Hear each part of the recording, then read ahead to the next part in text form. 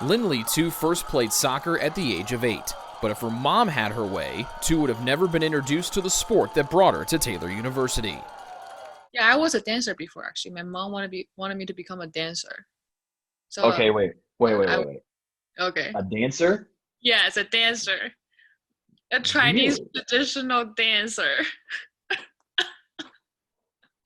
And clearly that didn't last long when you got introduced to soccer, right? Yes, because I want to like be with people. I want to, it's more fun. It's not just like how beautiful, how poster this should be, it's just like a bunch of rules. But like soccer is more fun. It's like talking with people and like more contact, doing things together. So that just get me interested. Since her school did not have a soccer team, Tu played her first few years on a team made up of players from other schools. At the age of 11, her whole team was selected to attend a school outside of Beijing. Tu says this school is similar to trade schools here in the States, but with the structure of an American high school, with classes during the day and practice afterwards. The first 2 years the hardest. So it's very hard for us. Some of our girls from my hometown, they give up because they miss their home and all those stuff. But however, I have the thought that I want to go back home, but I somehow endured, so I stayed. 2 years later, a 13-year-old Tu was handpicked to go to an all-sports academy in the city of Beijing to focus all of her time on soccer. Even though she was far away from her family and the intensity of the training had picked up, one thing kept Tu from moving back home.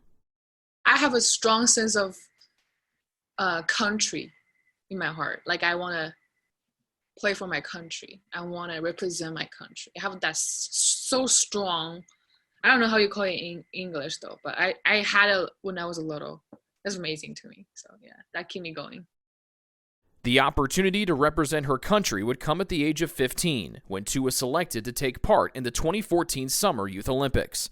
On their home soil, the Chinese defeated Venezuela to win the gold medal.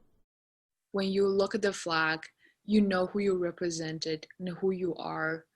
You have such a firmness of belongingness and who you are. Like it's just so clear, so much clear, and you have so much strength and confirm in that rule.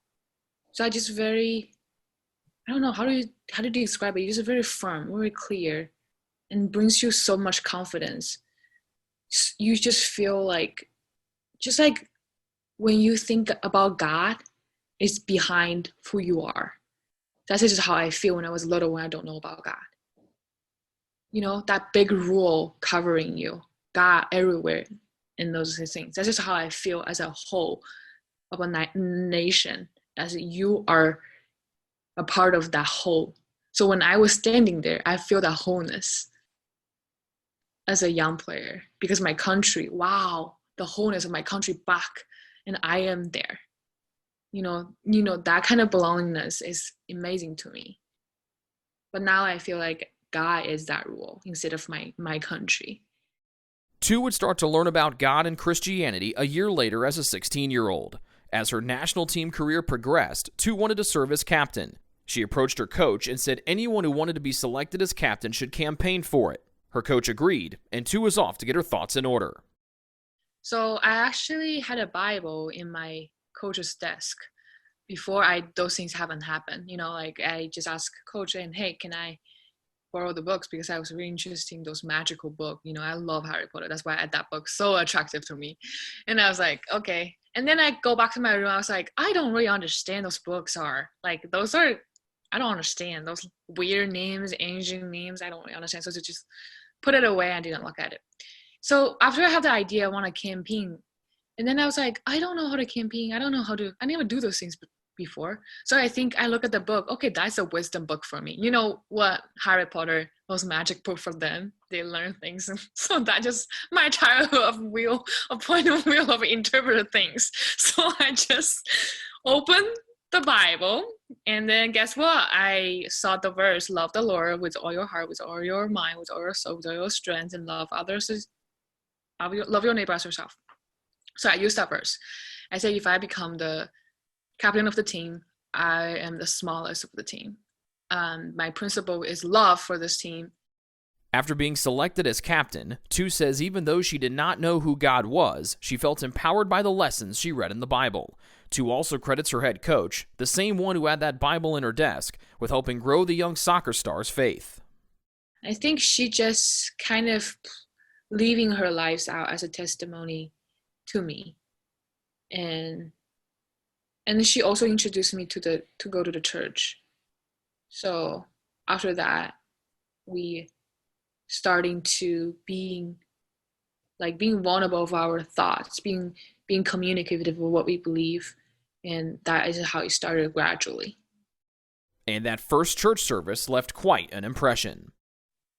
I just feel like whenever I was being with God and talking about all those things, and it feels right to me. It's like my real self in burst. Do you know like a ripe flower? Mm-hmm. Like, flower was like, okay, this is not right time because this is not myself. But when this time is right, when everything's right, flower. So that is how I feel like, okay, when I feel the right nurturing, when I feel the right nurturing things, the right thing, I would just like open it. I just feel like my heart is open and my soul is opened because I feel like, that's the right thing I want to receive. That's just right. So that's just how I feel when I first time go to church. I was so excited, and I just smile and I'm really comfortable. Tu eventually made it to the full national team, dressing twice and appearing in one match. But even though she had reached the top level of international soccer, there was still something missing. At that time, I was just like, okay, I'm done with soccer. I feel like I don't have a life because I don't know anything else besides soccer. I don't want my life to end like just so rigid and like soccer all the time. I want a life. I want to have adventures. I want to have fun. I want to see those more perspective of myself. So Tu started looking for Christian universities in the U.S., with her main focus being to grow her faith. Her head coach had a friend that knew of a school in Upland, Indiana that might be a fit. Taylor, T-U, my name! So I was like, yes! It was meant to be, right? Yes! Enter Taylor women's soccer head coach Scott Stan, who received an email about a certain soccer player from China. And it was a really long email. I believe the whole email said, would Taylor University be interested in an athlete like this? It had an attachment PowerPoint and an attachment resume, but all the characters were in Chinese. And I had no clue who this person was or what was behind this email. And I think I actually let it sit for a few days before I'm like, the curiosity is just killing me. I got to know what this is all about. And then I opened it up. Thankfully, when he opened the attachments, Stan found out both were written in English. The head coach was interested to learn more about Tu, and he set up a time to talk to her on the phone.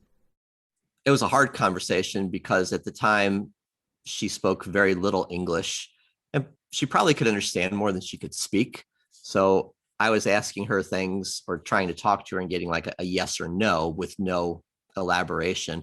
And then there was all the background noise of like plates and dishes clattering because she was out to eat at a restaurant, and she was with her, I believe it was under 21 or under 19 national team coach. And that was Gal Hong. And after a few questions, it got to the point where she could say, would you like to speak to my coach? And I'm like, sure. And Gal's English is a little bit broken, but she's very fluent and pretty easily can get her point across and ask questions. And that's where she started telling me about Linli and that she was captain of a national team and that I was the only one who'd responded to her outside of Liberty. It was unbelievable that one, she'd be interested, but then finding out that she was a Christian and Gal was a Christian, and really the only people in the whole Chinese national team system that they knew about that were Christians. So I could even understand a little bit where like, well, we're just going to contact every Christian college because we don't know much about them. But then in that conversation, Gal's like, well, she has a teammate. She's going to the school called Florida State, but Linli's better. I'm just like, what?